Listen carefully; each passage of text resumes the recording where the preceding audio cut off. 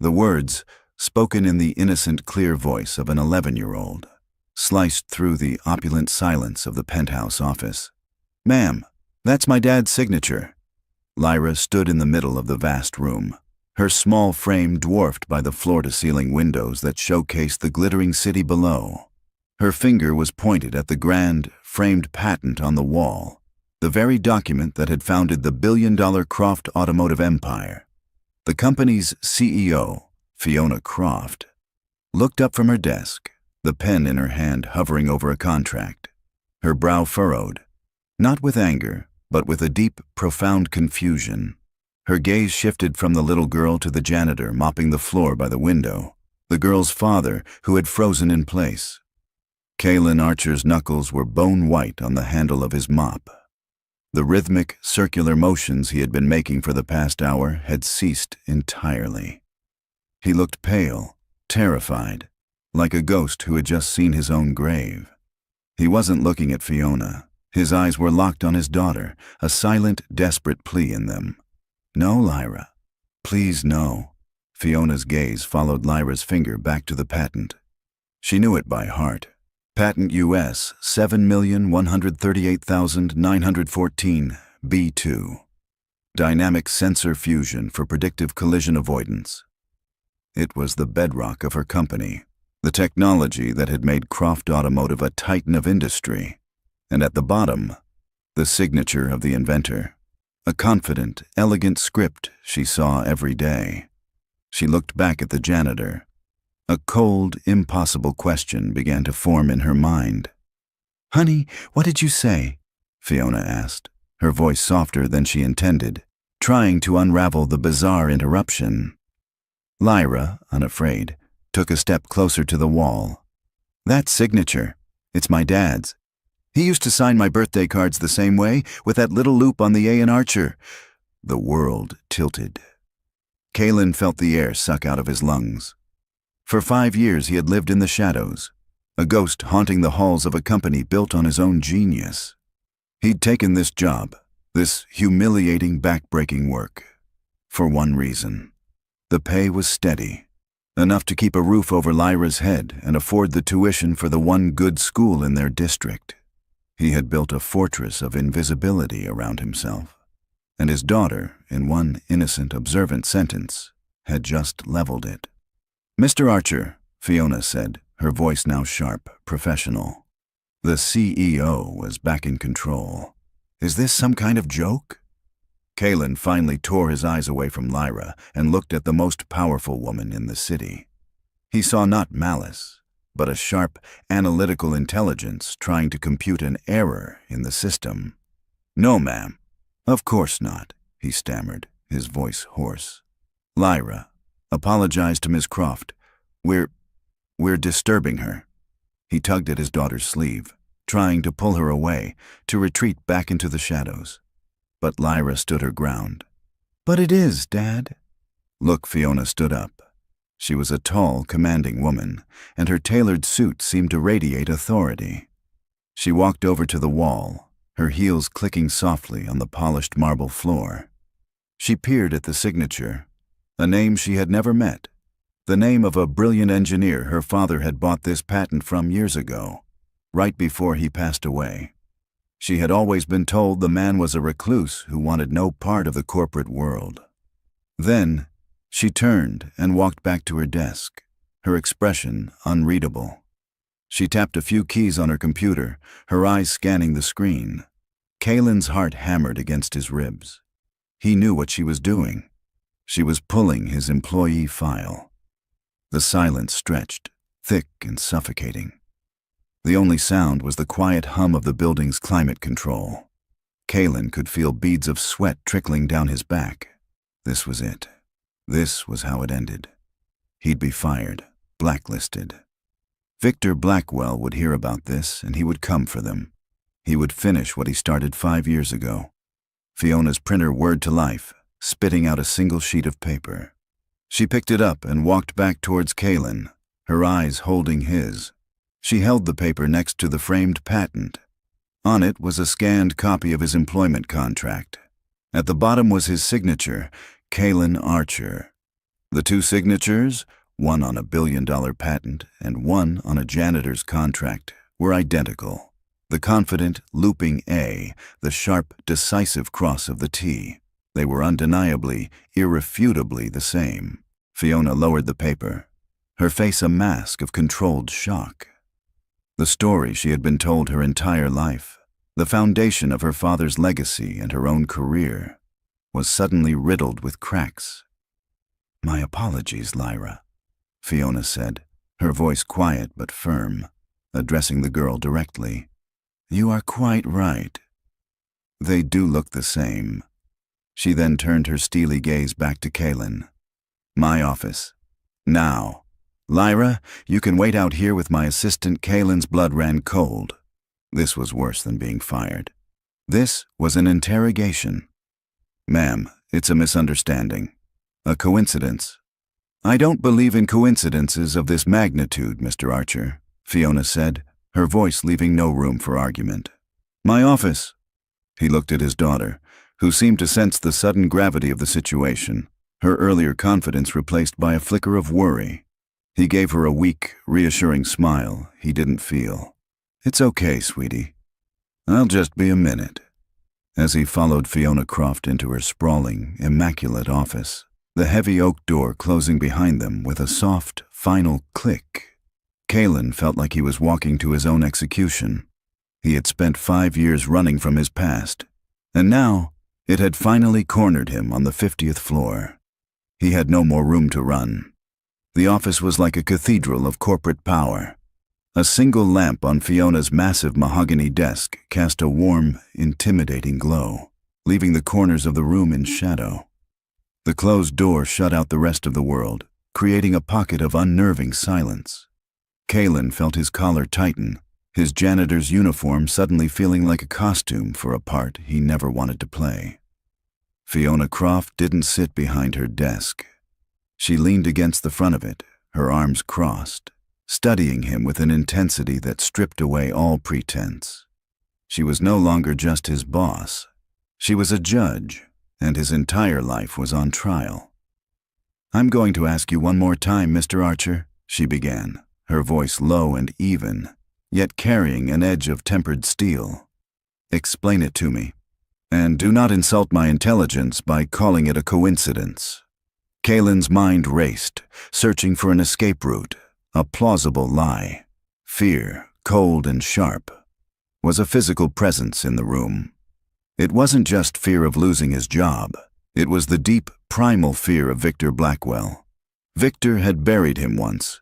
He wouldn't hesitate to do it again, permanently. For Lyra's sake, he had to keep the past buried. "Ma'am, with all due respect, my name is Kaylin Archer. The inventor's name on that patent is also Kaylin Archer. It's a rare name, I know, but it's not impossible." Fiona cut him off with a sharp wave of her hand. "The name is not the problem. The signature is. Penmanship is like a fingerprint. The odds of two different people having that exact signature, with that exact loop on the A your daughter pointed out, are astronomical. So, let's stop wasting time." She took a step toward him. "My father bought that patent 5 years ago. He told me the story. He bought it from a brilliant engineer who had decided to leave the field, a recluse who wanted to disappear. He paid the man's partner, a man named Victor Blackwell, who handled the entire transaction. My father never even met the inventor. He just signed the checks. Now, for the past 5 years, I have been running a company based on the work of a man I believe to be a ghost. And tonight, I find out that ghost is mopping my floors. So, you will tell me what is going on. You will tell me why my company's founding patent has your signature on it. And you will tell me right now, the name, Victor Blackwell, hit Kaylin like a physical blow. Hearing it spoken aloud in this office, by this woman, shattered the last of his composure. The carefully constructed walls he had built around his past crumbled into dust. The memories, the pain he had suppressed for 5 years, came rushing back in a tidal wave of grief and rage. He sank into one of the leather chairs opposite her desk, his body suddenly too heavy to support itself. He buried his face in his hands, his shoulders shaking. The fight was gone. There was only exhaustion and the aching sorrow of what he had lost. He didn't just take the patent. Kalen's voice was a ragged whisper, muffled by his hands. He took everything. Fiona remained silent, her expression shifting from impatience to a guarded, intense curiosity. She recognized the sound of genuine pain. This wasn't a trick. This was a confession. Kalen looked up, his eyes red-rimmed and haunted. My wife, her name was Elena. She was an architect, brilliant. She saw the world in lines and angles, beauty in everything. One night we were driving home. It was raining. The roads were slick. Someone ran a red light. The impact? It was on her side. He paused, swallowing hard against the lump in his throat. Fiona remained motionless, listening. The police said it was just an accident. But the car, it was a top-of-the-line model. It was supposed to be the safest car on the market, but the safety systems failed. The side impact sensors, the airbag deployment, none of it worked the way it was supposed to. She died in my arms before the paramedics even arrived. The story poured out of him now. A torrent of grief held back for too long. I couldn't let it go. I was an engineer. I designed safety systems. I got the accident reports, the specs for the car. I found the flaw. A tiny miscalculation in the sensor fusion algorithm. In a crisis, the system got overwhelmed and shut down. It was a fatal mistake, so I quit my job. I poured all our savings, all of my time into fixing it. I wanted to build something that could never fail. Something that could see an accident before it happened and protect the people inside. I called it the Angel Guard system. He looked toward the patent on the wall, a bitter irony twisting his features. Victor was my partner. My best friend. He handled the business side while I worked in the lab. We were going to change the world, save lives, but he got an offer, a massive one. From your father, Fiona's face was pale. She was starting to understand. I told him it wasn't ready. Kalen continued, his voice cracking with the memory of the betrayal. I needed another 6 months of testing. I wouldn't sell it. I wasn't doing it for the money. I was doing it for Elena, for her memory. Victor didn't care. He saw dollar signs. We fought. The next day I went to the lab, and the doors were locked. He had cleaned me out, my prototypes, my data, everything. He used a forged power of attorney to sell the patent to your father, filing it under my name to make the sale look legitimate. Then he accused me of trying to steal the technology for myself. He planted evidence, paid off a witness. He called me unstable, grief-stricken, a corporate spy. He destroyed my reputation. No one would hire me. No one would even listen to me. I lost my career, my friends, my wife's legacy. He buried me. He finally looked at Fiona, his eyes pleading for her to understand the depth of his despair. I took this job because I had nothing left, because I had a daughter to feed, and because every day I wanted to see the thing that destroyed my life. I wanted to look at it and remember why I had to keep fighting for Lyra. Fiona sank into her own chair behind the desk, her composure finally breaking. The story was monstrous. It was also horribly plausible. It explained everything. The reclusive inventor, Victor Blackwell's convenient role as the middleman, the sheer tragic irony of it all. Her company wasn't just built on a patent. It was built on a man's soul. Why didn't you go to the police? To the press? She asked, her voice barely a whisper. I did, Kalen said, a hollow laugh escaping his lips. It was my word against his. The word of a disgraced, unstable engineer against a charismatic, wealthy businessman. I had no proof. He had destroyed it all. They laughed me out of the room. Fiona stared at him, her mind connecting a dozen disparate points of information she had never understood. The quiet janitor who always seemed so sad, his fierce, protective love for his daughter, and the signature on the wall, a silent testament to a crime that had gone unpunished for 5 years. She stood up and walked to the window, looking out at the city her company had helped build. A city kept safe by a technology born from one man's heartbreak. A technology he had never been credited for. Don't come in for your shift tomorrow, Mr. Archer, she said, her back still to him. Kaylin's heart sank. It was happening. "Please, Miss Croft, I need this job, for my daughter." She turned around, and for the first time, he didn't see a CEO. He saw a woman whose world had just been turned upside down. Her eyes were filled with a cold, simmering fury he realized was not directed at him. "You don't work for me as a janitor anymore, Kaylin," she said, using his first name for the first time. "Tomorrow, you and I are going to have a talk. Not here, somewhere private. I have a feeling we have a monster to find." Kaylin walked out of Fiona's office in a daze, the heavy door clicking shut behind him like the closing of a vault. He felt strangely hollowed out, as if the 5 years of repressed grief and anger he just unearthed had left a void inside him. Lyra jumped up from the plush sofa in the waiting area, her book forgotten. Her face was etched with worry. "Is everything okay, Dad? Did I get you in trouble?" He knelt, pulling his daughter into a fierce hug, burying his face in her hair. He breathed in her familiar scent of apple shampoo and pencil shavings, the only thing in his life that still felt real. "No, sweetie, you didn't get me in trouble. You were brave. You always are." He couldn't tell her the truth. How could he explain that her simple, honest observation had cracked open a tomb, releasing monsters he had tried so hard to keep locked away? He just held her tighter, a silent promise to protect her from the fallout. Fiona's assistant, a kind-faced woman named Clara, gave him a sympathetic look as he signed out. "Ms. Croft said you have the next few days off. Paid. Family emergency." Kaylin just nodded, his throat too tight to speak. He took Lyra's hand, and they walked through the silent, empty halls of Croft Automotive.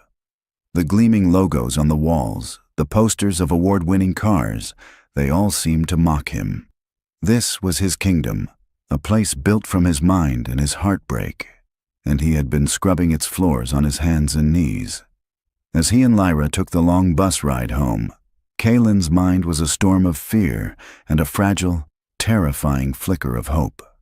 For 5 years, he had been alone with his secret. Now, someone else knew. Not just anyone, but Fiona Croft.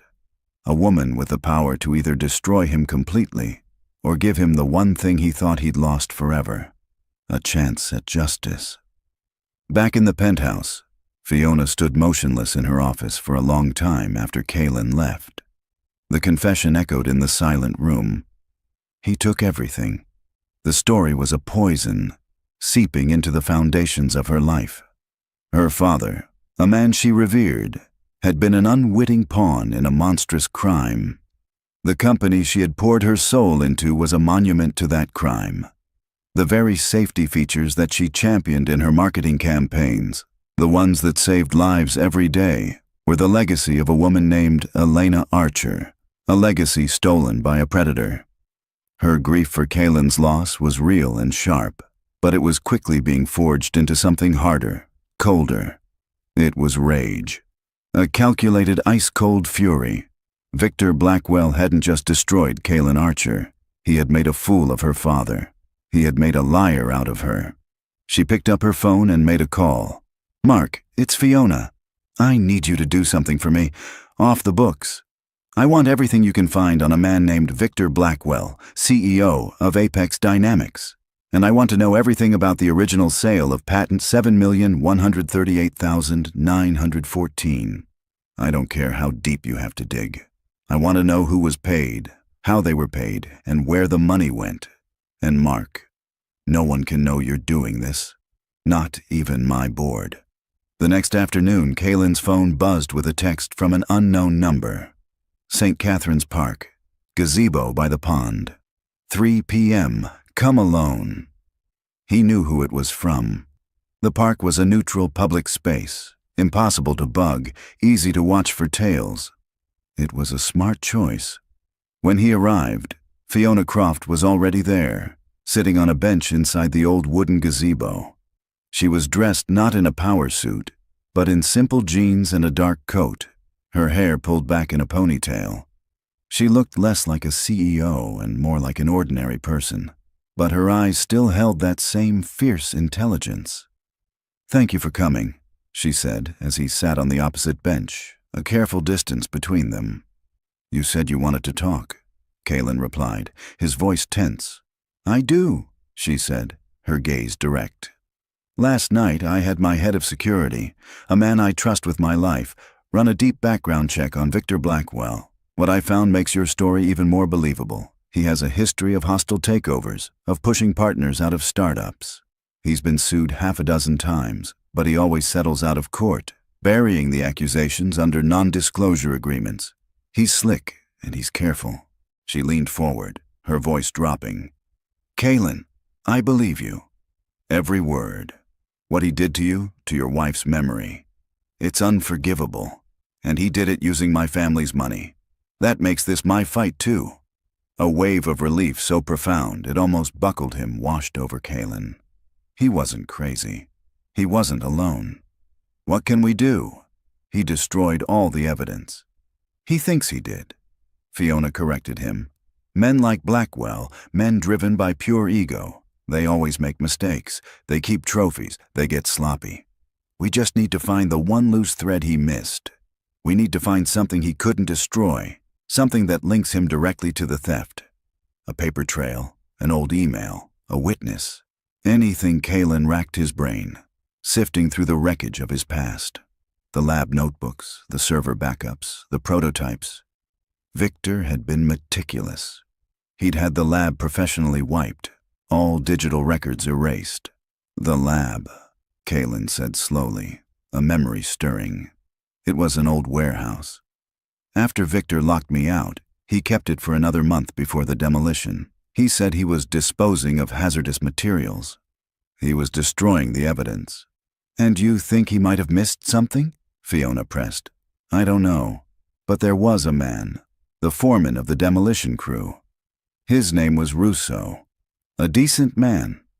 I tried to talk to him back then, to get him to let me inside to salvage some personal effects. He refused. Said his orders from Blackwell were absolute. Level the building and everything in it. But he looked guilty. He knew something wasn't right." Fiona's eyes lit up with a strategic fire. "A witness." "Someone who saw what Blackwell was so desperate to hide." "Do you know where to find him?" "I think so," Kalen said, the gears in his mind turning for the first time in 5 years, not with grief, but with purpose. He had a daughter who was sick. I remember talking to him about it. He said he was working demolition to pay her medical bills. Maybe I can find him through the hospital records." "Good," Fiona said, a grim smile touching her lips. "That's our first step. Find Russo." She stood up, pulling her collar against the autumn chill. "Kalen, you need to understand something. This is dangerous. Blackwell is not just a corporate thief. He's ruthless. If he finds out we're digging, he will come after us. He'll come after you, and he'll come after Lyra." The mention of his daughter sent a chill down Kalen's spine that had nothing to do with the weather. He looked Fiona in the eye, his own resolve hardening into steel. "He already took everything from me once," Kalen said, his voice low and steady. "I won't let him do it again. I'll do whatever it takes." As Fiona walked away, disappearing into the crowd of the park, Kalen stayed in the gazebo, a plan beginning to form. Hope was a dangerous thing, but for the first time in a long, long time, he felt its warmth spreading through him. He didn't notice the black car parked across the street from the park, or the man in the driver's seat who lowered a camera with a long focus lens, a photograph of the CEO and the janitor now saved on a memory card. Victor Blackwell had been alerted the moment Fiona's security chief started digging, and he had already put them under surveillance. In an office of smoked glass and black chrome that overlooked the city from a different, sharper angle, Victor Blackwell stared at the image on his tablet. The photograph was crystal clear. Fiona Croft and Kalen Archer, sitting on opposite benches in a public gazebo, their expressions grim and conspiratorial. The janitor and the CEO. A slow, cold smile spread across Victor's face. He wasn't surprised. He had built his empire, Apex Dynamics, on the simple principle that everyone had a weakness. Fiona's was her father's legacy. Kaylin's was his daughter, and both of them suffered from a foolish, sentimental belief in justice. "So, the ghost is talking," Victor murmured to the empty room. He swiped to the next file on his screen, a detailed report from his security team. It detailed Fiona's off-the-books inquiry into his past and the patent sale. It was clumsy, predictable. He had spent years building a digital fortress around that transaction, burying it under layers of shell corporations and legal firewalls. But Kaylin was different. He wasn't a file to be deleted. He was a loose end. Victor had assumed that 5 years of poverty and disgrace would have broken him completely. To see him now, meeting with Fiona Croft, meant the man's spirit hadn't been extinguished. It had merely been dormant. "A mistake," Victor said softly, his smile vanishing. He had allowed Kaylin to live, to wallow in his misery. He had seen it as a fitting, poetic punishment. Now he saw it for what it was, a strategic error, an error that needed to be corrected. He picked up his phone and dialed a number. "He's starting to be a problem," Victor said, his voice devoid of emotion. "I want you to send him a message. Something personal. Remind him what he still has left to lose." Meanwhile, Kaylin was a man possessed. For the first time in 5 years, the fog of grief had lifted, replaced by the sharp, electric focus of a mission. He dropped Lyra off at school, promising to pick her up for a surprise afternoon trip to the Science Museum, a place they hadn't been able to afford in years, thanks to the advance Fiona had given him. Then he went to the public library. He couldn't risk using his home computer. He spent hours hunched over a terminal, a ghost from a past life reawakened. The engineer inside him, the meticulous researcher, took over. He searched old Union databases for demolition crews active 5 years ago. He cross-referenced names with public hospital records, looking for any foreman named Russo with a daughter who had undergone long-term treatment. The search was a frustrating maze of dead ends and outdated information. But Kaylin was relentless.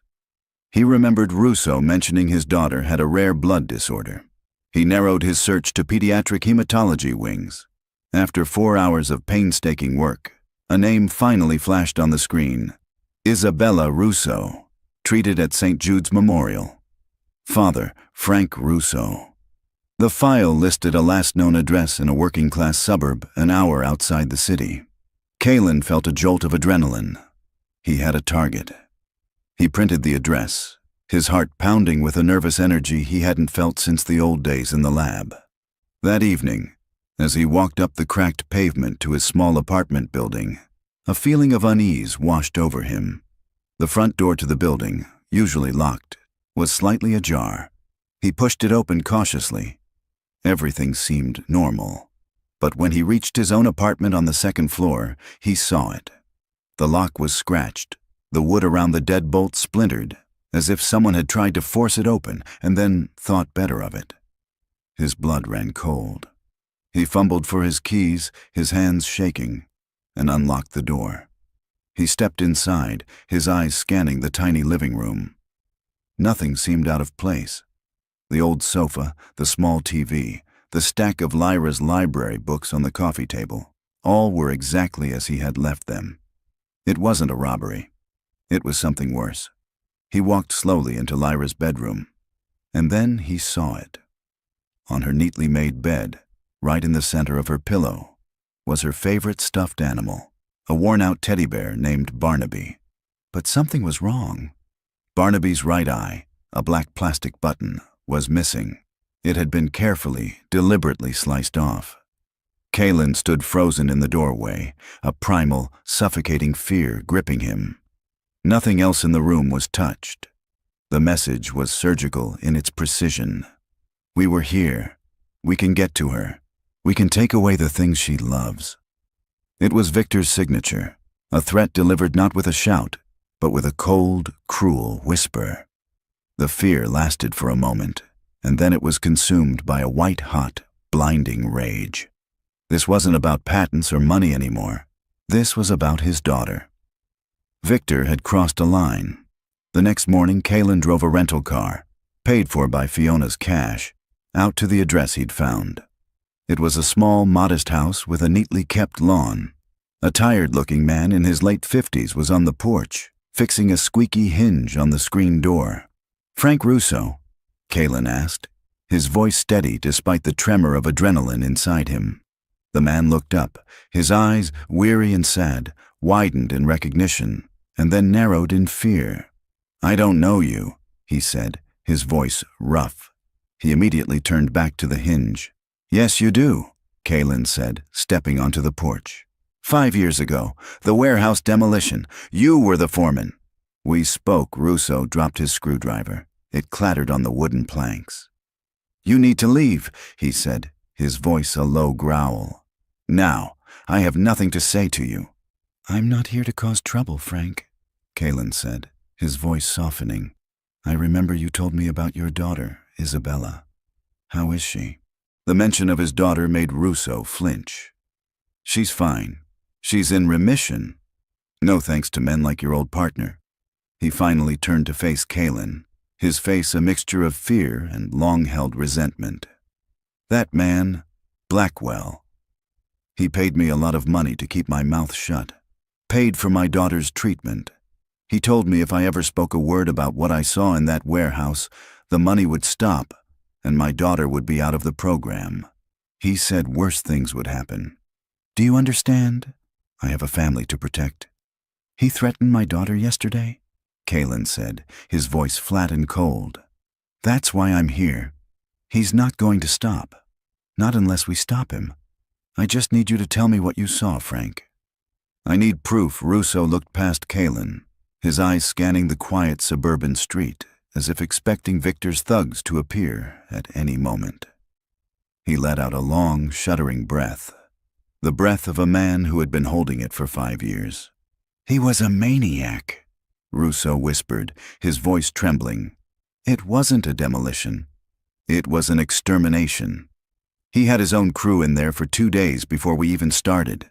They were shredding documents, smashing hard drives with sledgehammers, taking blowtorches to metal prototypes. He watched over them like a hawk. He wanted every last trace of your work turned to dust and ash." Kalen's heart sank. It was exactly as he'd feared. "So there's nothing left." "I didn't say that," Russo said, his eyes darting back to Kalen. He seemed to make a decision.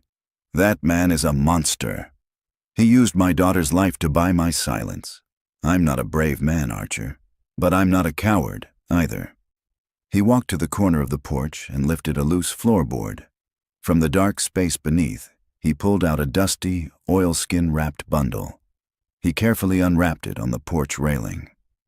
"On the last day, after his crew was gone, I was doing a final sweep," Russo said, his voice barely audible.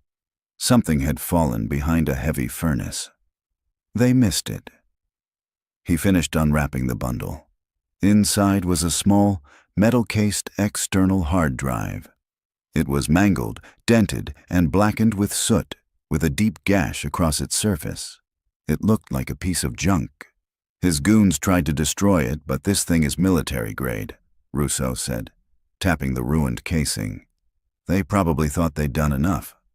I found it. I don't know if anything on it survived, but I kept it, as insurance. Or maybe because my conscience wouldn't let me throw it away." He pushed the ruined hard drive across the railing toward Kalen. "Here, take it, and for God's sake, be careful. If Blackwell finds out I talked to you, he'll burn us all." Kalen drove away from Frank Russo's house with the damaged hard drive resting on the passenger seat like a time bomb. It was heavy in a way that went beyond its physical weight. It was the weight of 5 years of silence, of a father's guilt, and a husband's grief. It was either the key to his salvation or a useless hunk of metal that represented his last failed hope. The first thing he did was call Fiona. He pulled over into a quiet side street, his hands still trembling slightly from the encounter with Russo and the chilling threat to Lyra. "I have something," he said, his voice low and urgent, the moment she picked up. "I found Russo." He gave me a hard drive.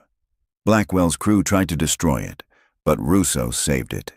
It's in bad shape, Fiona. Really bad. He then told her about the teddy bear, his voice cracking with a mixture of fear and fury. He went into my daughter's room. He's sending a message. There was a moment of cold silence on the other end of the line. When Fiona spoke, her voice was glacial. The monster just made his second mistake. His first was underestimating you. His second is thinking he can scare me. Her tone shifted, becoming all business. Don't go home. Don't go anywhere public. There's a man I use for sensitive data recovery. His name is Jasper. He's the best there is, a digital ghost. He works out of an old electronics repair shop in the industrial district. It's a front. I'm sending you the address now. I'll meet you there in an hour. And Kaylin, stay off the main roads. The address that appeared on his phone led him to a grimy, forgotten corner of the city.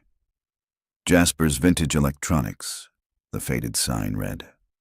The display window was filled with dusty tube televisions and obsolete radios from a bygone era. It looked like a place where technology went to die. A small bell tinkled as Kaylin entered. The man behind the counter was a study in contrasts. He was young, no older than 30, with a shock of bright purple hair and a series of intricate tattoos running up his neck. But his eyes were ancient and sharp, missing nothing. This had to be Jasper. You must be the friend of the collector, Jasper said, his voice a low, gravelly hum. It was clearly a code. She sent me, Kaylin confirmed, placing the mangled hard drive on the counter. Jasper picked it up, his tattooed fingers surprisingly gentle. He turned it over, examining the deep gash in the soot-blackened casing with the discerning eye of a surgeon inspecting a wound. Someone really wanted this to stay dead. Just then, Fiona Croft walked in, the bell tinkling again. She was dressed down once more, but her presence seemed to suck the air out of the small, cluttered shop. "Can you save it?" she asked Jasper, her voice cutting straight to the point. Jasper carried the drive to a workbench in the back that looked less like a repair station and more like a high-tech surgical theater. He plugged a series of cables into the damaged ports, his eyes fixed on a bank of monitors. Lines of code scrolled rapidly across one screen. Another showed a complex diagnostic schematic of the drive's internal platters. "The casing is military grade, just as you said," Jasper mused, his fingers flying across a keyboard. "But the impact did some serious damage to the reader head assembly. The platters themselves might be intact. It's like trying to read a book with a broken magnifying glass in the dark. It's going to be slow. Very slow." "How slow?" Kaylin pressed, his anxiety mounting. "If the data is still there, and that's a big if," Jasper said, not looking up from his screen, "I might be able to start pulling coherent files in 24 to 48 hours. I'll have to reconstruct the file system from scratch. I'll call you the second I have anything." The next day was the longest of Kaylin's life. He kept Lyra home from school, telling her the school had a plumbing issue, a lie that felt flimsy and transparent. They spent the day at the Science Museum as promised, but Kaylin couldn't focus. He watched every person who lingered near them, every car that drove by too slowly. Victor's threat had turned the entire world into a landscape of potential dangers. He saw threats in every shadow. He had explicitly warned Lyra that morning, making it sound like a game. "There's a new rule for a while," he'd said, his voice artificially light. "No one picks you up from school but me. Ever. Not even if they say I sent them. Not even if they know your name. It's our secret rule. Okay?" Lyra, sensing the seriousness beneath his tone, had simply nodded. The call from the school came at 3:15 p.m., just as he was preparing to leave to pick her up. It was her teacher, Mrs. Gable, and her voice was tight with alarm. "Mr. Archer?" "It's Carol Gable. Something just happened here. I think you need to come down immediately." Kaylin's heart stopped. "Is Lyra okay?" "What happened?" "She's fine." "She's safe with me in the classroom," Mrs. Gable said quickly. "But a man just tried to pick her up." He came to the front office, said you were stuck in a meeting and had sent him. He knew her name, your name. He was very convincing. But Lyra, she did exactly what she was supposed to do. She remembered your rule. She refused to go with him and ran straight to me. The man left before we could get security. Kaylin was out the door before Mrs. Gable finished speaking, a blind, cold terror propelling him forward. He broke every speed limit getting to the school. He found Lyra in her classroom, sitting beside her teacher, her face pale but her expression defiant. He swept her up in his arms, holding her so tightly she grunted in protest. "You did so good, sweetie," he whispered into her hair, his voice thick with a terror he couldn't hide. "You were so smart, so brave." He was walking her to the car, his arm wrapped protectively around her shoulders, the world feeling fragile and hostile around them. He was a janitor. Victor Blackwell was a billionaire. How could he possibly protect her from a man with limitless resources and no conscience? He felt a wave of helplessness so profound it almost brought him to his knees. It was in that moment of despair that his phone rang. It was an unknown number. He almost ignored it, but some instinct made him answer. "Hello? I have it." The voice was low, gravelly, and electric with excitement. It was Jasper. "It took me all night, but I bypassed the damaged sectors and rebuilt the primary index. It's fragmented, but it's here. Kaylin, I've found a video file." "A video file?" Kaylin repeated, his voice tight. The world seemed to shrink down to the voice on the phone, and his daughter's small hand clutching his. His fear for Lyra and the sudden, shocking hope from Jasper's words warred within him. "What's on it?" "Can't tell yet. It's corrupted, playing back in fragments. But I can see two figures arguing in what looks like a lab. The audio is what I'm trying to restore now," Jasper said. "You need to see this, but don't come here. The friend of the collector. She said you're hot. My shop is clean, but I don't like visitors when the oven is on." Kaylin understood. He clicked off the phone and immediately dialed Fiona. He explained the attempted abduction and Jasper's discovery in a torrent of frantic, whispered words. "He tried to take her, Fiona. He went for my daughter." The rage in Fiona's voice was a palpable force, even through the phone. "He just signed his own death warrant. Don't go home. Don't go anywhere. I have a corporate apartment, a safe house, fully stocked. It's a ghost in the city records. No one knows I have it. I'm sending the address. Get Lyra there now. I'll meet you in 30 minutes. The apartment was on the 20th floor of a discreet, anonymous residential tower. It was elegantly furnished but felt sterile, unlived in. For Lyra, it was a grand adventure. For Kaylin, it was a gilded cage. He locked and deadbolted the door, his eyes scanning the street below, searching for the black car he now saw everywhere. Fiona arrived 20 minutes later, not with a briefcase, but with a heavy-duty, encrypted laptop and a look of grim determination on her face. She knelt down to Lyra's level first.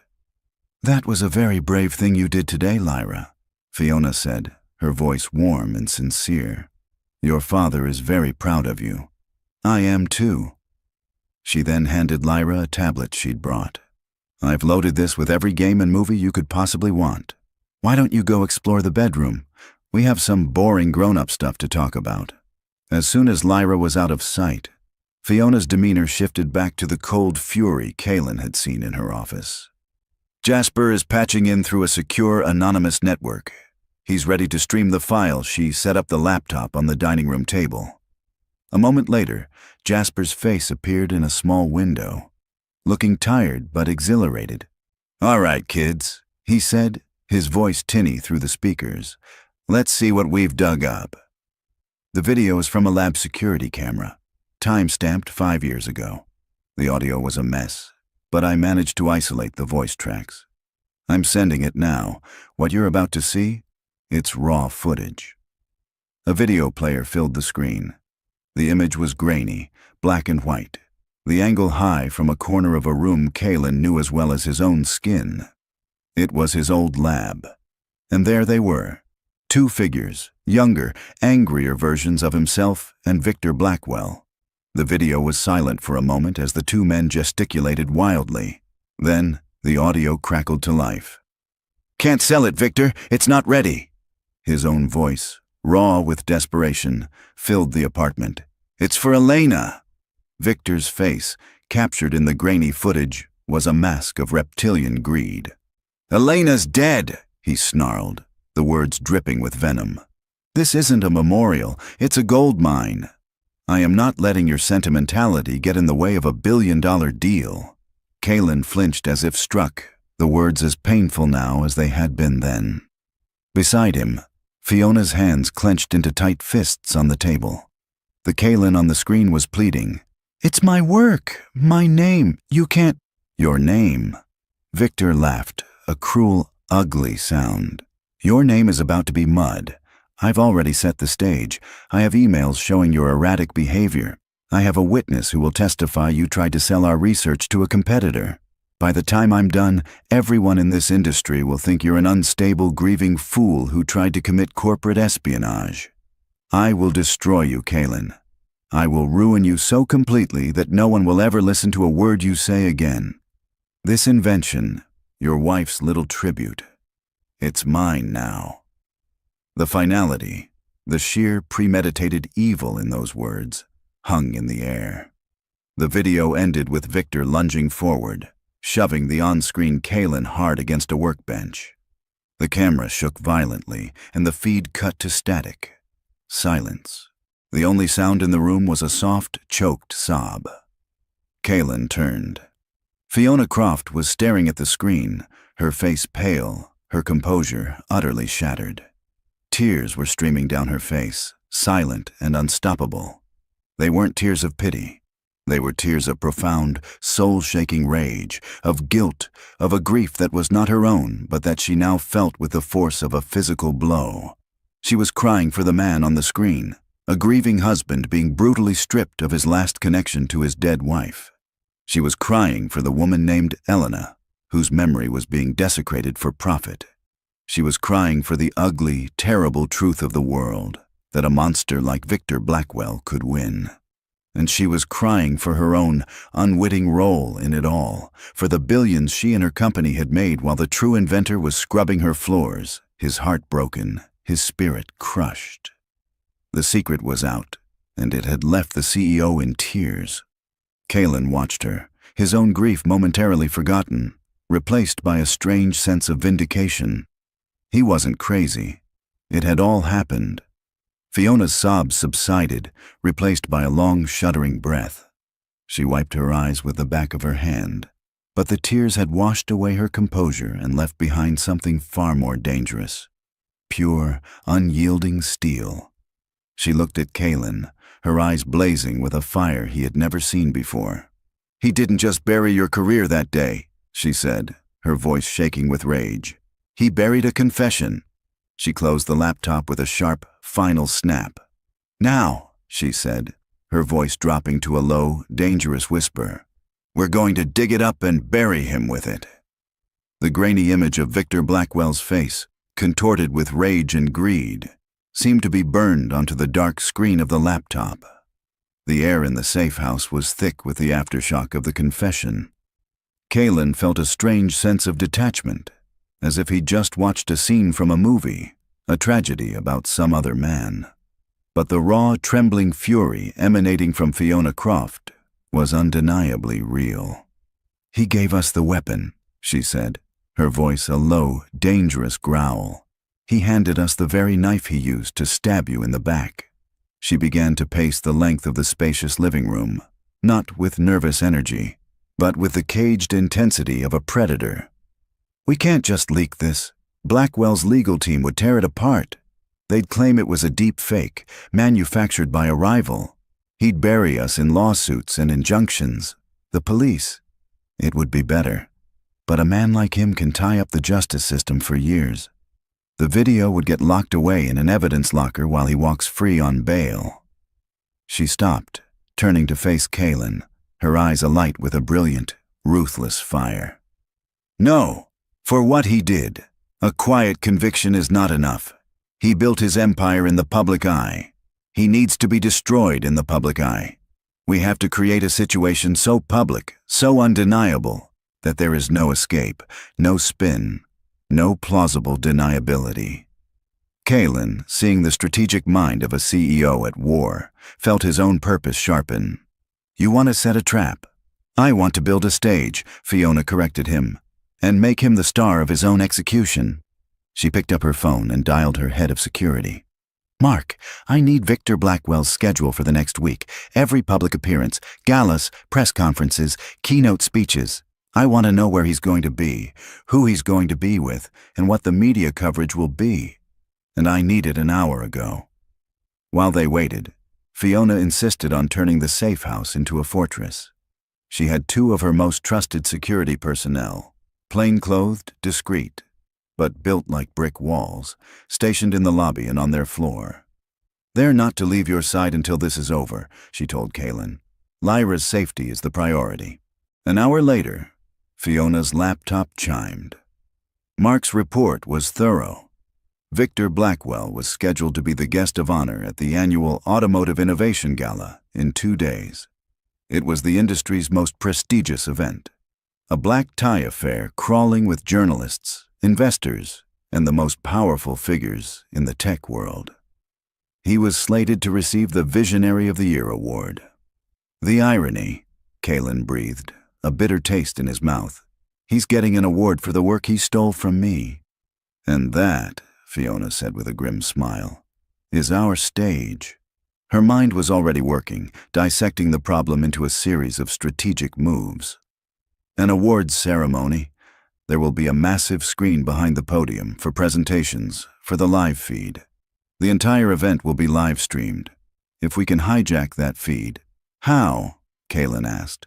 A place like that will have professional AV, state-of-the-art security. And it will all be run by contractors, Fiona countered, her fingers flying across her keyboard. Contractors hire technicians. People have prices, people have loyalties, people have weaknesses. Mark is already looking into the production company handling the event. We will find a way in. The plan began to take shape over the next few hours. A desperate, high-stakes piece of corporate sabotage. Fiona's team found their vulnerability. The lead AV technician for the gala was a young man who had once been an intern at Croft Automotive. Fiona had personally mentored him. His loyalty, Mark assured her, was to her, not to the temporary contracting gig. He would be their inside man. He would be able to switch the feed at the crucial moment, but only for about 60 seconds before the system's security protocols would trace the override and shut it down. 60 seconds, Kalin said, looking at the video file on the laptop. Victor's confession, from the moment he says, "Elena's dead," to the end, is 58 seconds long. It was perfect.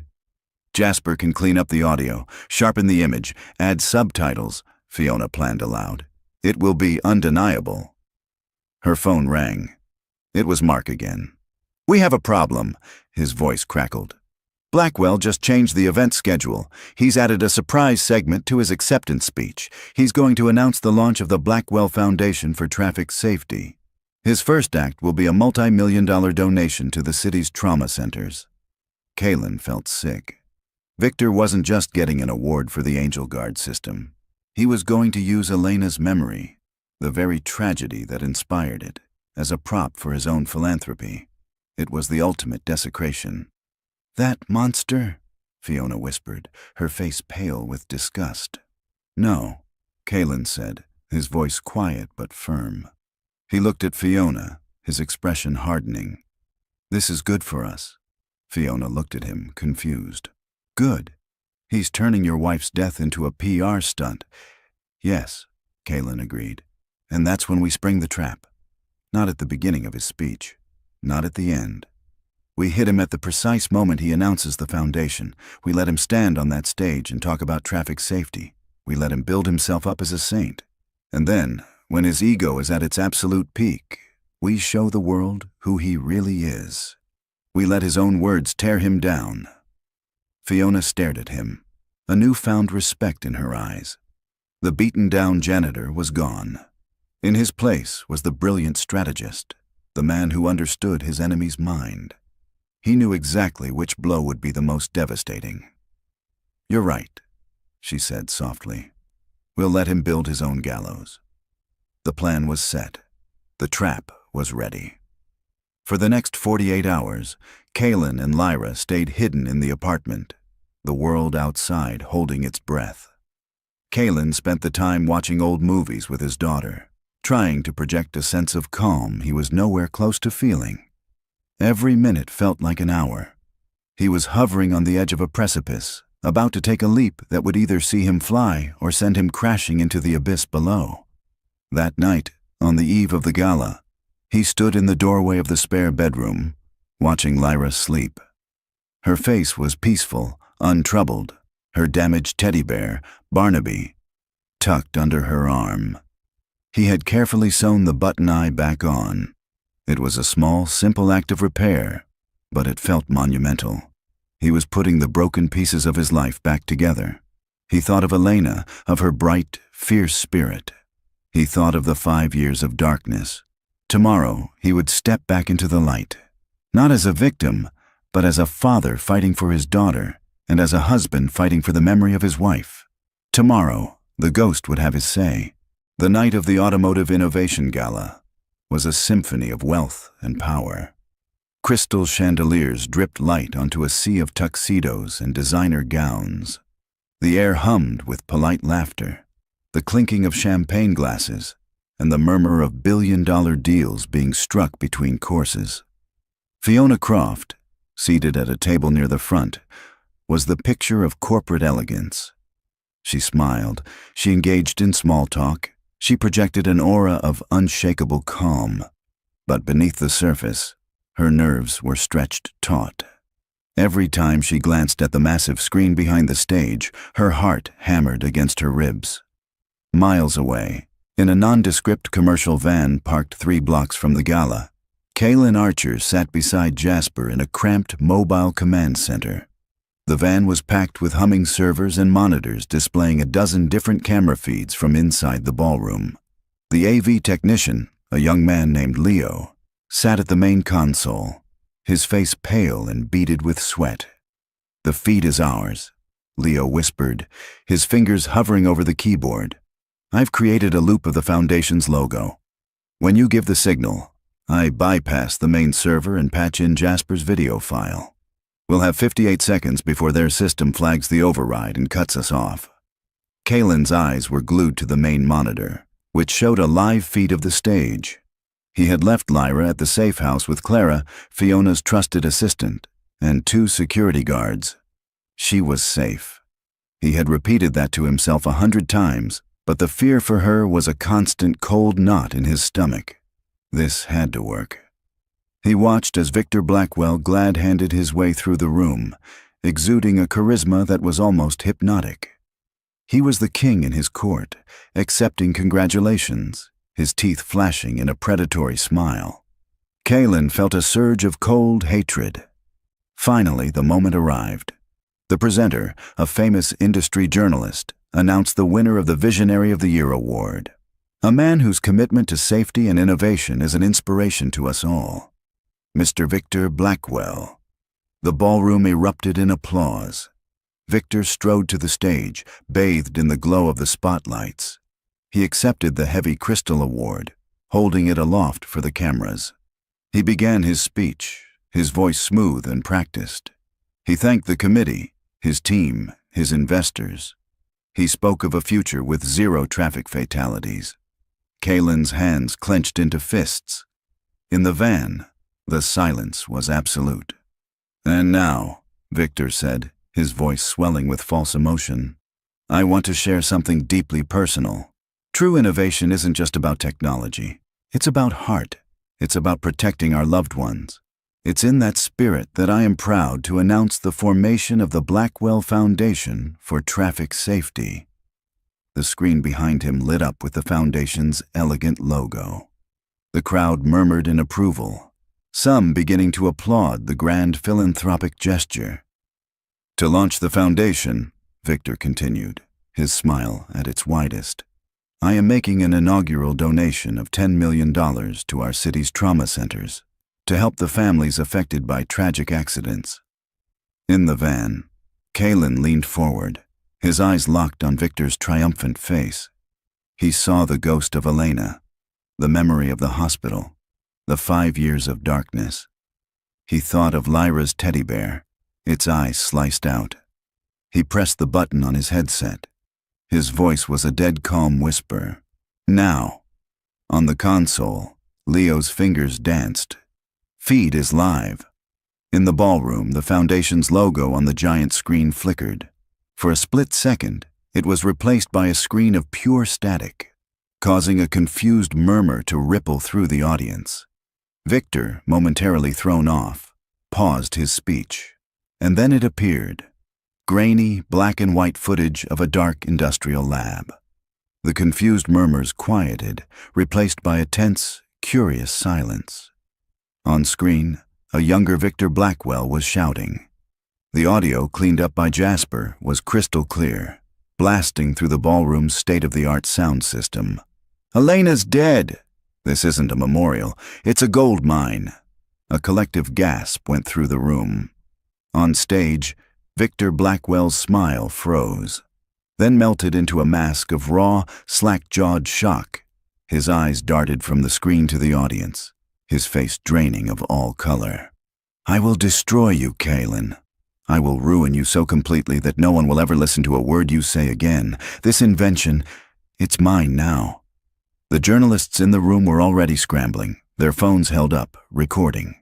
The live stream was broadcasting every horrific second to the world. The room was utterly silent, the only sound Victor's own recorded voice, dripping with venom and greed, confessing his crimes.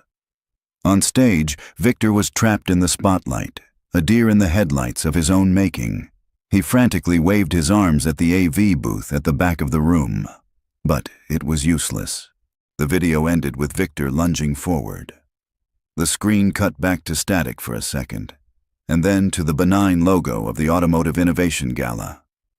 A deafening, profound silence hung in the air for 3 long seconds.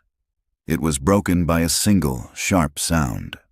From her table near the front, Fiona Croft began to applaud, slowly and deliberately. Then, the room exploded into chaos. Reporters surged toward the stage, shouting questions. Mr. Blackwell, was that you in the video? Who is Kalen? Did you steal the Angel Guard patent? Victor stumbled backward, his face a grotesque canvas of terror. He looked like a cornered animal, his empire, his reputation, his entire life dissolving around him in 58 seconds. He turned to flee, but his path was blocked. Security guards were moving onto the stage, their faces grim, and pushing through the panicked crowd from the main entrance was a group of men and women in dark suits, their badges identifying them as federal agents. Fiona had made one last call just before the video aired.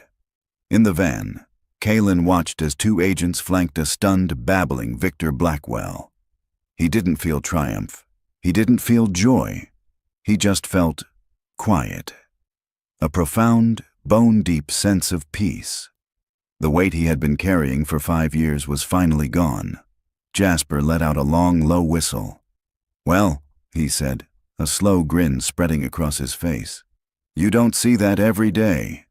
Kalen leaned back in his chair, the tension draining out of him, leaving him weak and trembling. He closed his eyes.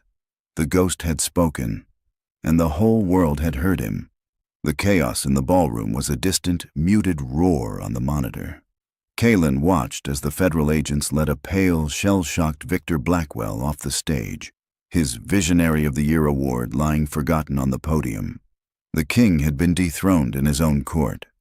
Jasper let out a long, slow breath and began shutting down the equipment with practiced efficiency. And that, my friend, he said, clapping a hand on Kalen's shoulder, is what you call a hostile takeover. The young AV tech, Leo, was just staring at the screen, his mouth agape. Did we just do that? But Kalen was already taking off his headset. The rage, the fear, the adrenaline that had fueled him for the past 48 hours evaporated. leaving behind a profound, bone-deep exhaustion, and one single, overwhelming need.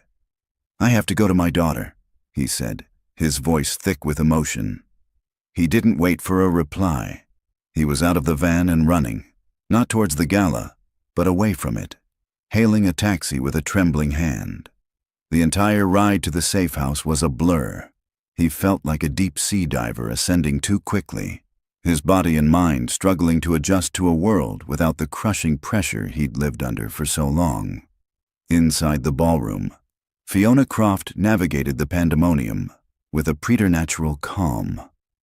As Victor was being escorted out, she was approached by the lead federal agent, a stern-faced woman named Agent Thorne. "Ms. Croft," the agent said, her eyes sharp and assessing. "That was quite a show. I have a feeling you know more about this than you're letting on." "I do," Fiona replied evenly. She handed the agent a slim, encrypted data slate from her clutch. "On this device, you'll find the original, unedited video file, a sworn affidavit from the forensic expert who recovered it, contact information for a material witness named Frank Russo, and a full statement from the man Victor Blackwell just confessed to destroying. His name is Kalen Archer. He is the true inventor of the Angel Guard system." The agent took the slate, her expression unreadable. "You seem to have thought of everything." "A man like Victor Blackwell leaves nothing to chance," Fiona said, her voice like ice. "I decided to take a page from his book." When Kalen finally reached the apartment, he fumbled with the key card, his hand still shaking. The moment the door opened, Lyra was there. She launched herself into his arms, wrapping her small frame around him. "Did you see it, Dad?" she asked, her voice muffled against his chest. "Clara let me watch the news. They're talking about you. They said your name." He lifted her up, his face buried in her hair, and for the first time in 5 years, he didn't have to fake a smile. The tears that came were not of grief or fear, but of pure, unadulterated relief. The weight was gone. He was no longer a ghost.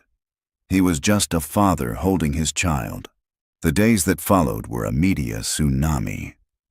The gala confession was the biggest story in the world. Victor Blackwell's empire, Apex Dynamics, collapsed like a house of cards. His board resigned, his investors fled, and he was hit with a mountain of federal charges from which there was no escape.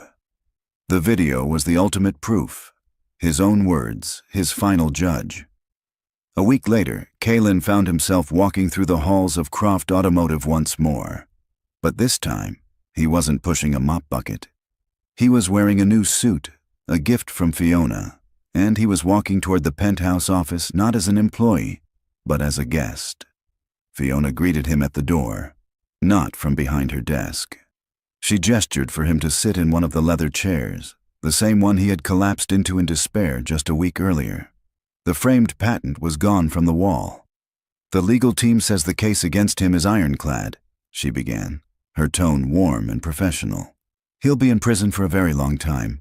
His assets have been frozen. A portion of them will be allocated for restitution. To you," she slid a folder across the desk. "This is a preliminary calculation of the patent royalties you should have been paid over the past 5 years, plus damages. It's a significant number, Kalen. You and Lyra will be taken care of for the rest of your lives." Kalen opened the folder and stared at the figure. It was an astronomical sum, enough to make his head spin. But as he looked at it, he felt a surprising lack of emotion.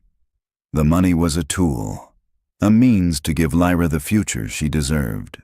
But it wasn't the prize. "Thank you, Fiona," he said, closing the folder. "For everything. I haven't even gotten to the real reason I asked you here," she said, a small smile playing on her lips. She pointed to the empty space on the wall where the patent had hung. "That belongs to you. But I have a proposition. I want to hang it back up. But this time, I want the man whose name is on it to be here, with us." She leaned forward, her expression earnest. "Kalen, what Victor stole from you was more than just money. He stole your purpose. I want to give it back. I'm creating a new independent research and development division at this company, the Croft Archer Advanced Safety Division. Its sole mission will be to invent the future of automotive safety with no compromises, no shortcuts. I want you to run it. You'll have an unlimited budget, your own team, complete autonomy. All I ask is that you do what you were born to do. Save lives. Kalen was speechless. He looked at Fiona, the woman who had been his boss, his secret ally, and now his partner in justice. He saw the genuine respect in her eyes. He thought of the lab, of the thrill of creation, of the mission he had started in Elena's name. It was all being handed back to him, redeemed and made whole. You don't have to answer now, Fiona said gently. I don't need to, Kalen replied, a slow, genuine smile spreading across his face for the first time in what felt like a lifetime. When do I start? 1 year later, the scent of ozone and hot metal had replaced the smell of bleach and floor polish in Kalen Archer's life. He stood in the center of the Croft Archer Advanced Safety Division, a sprawling, sunlit laboratory that felt more like an inventor's paradise than a corporate R&D wing. Whiteboards covered in complex equations flanked holographic design tables, and a team of the industry's brightest young engineers worked with a quiet, focused energy. Kalen was no longer a ghost. He moved through the space with a calm, easy confidence, the man he was always meant to be. He was dressed in a simple button-down shirt and jeans, but he commanded more respect than any suit in the building. He had his purpose back.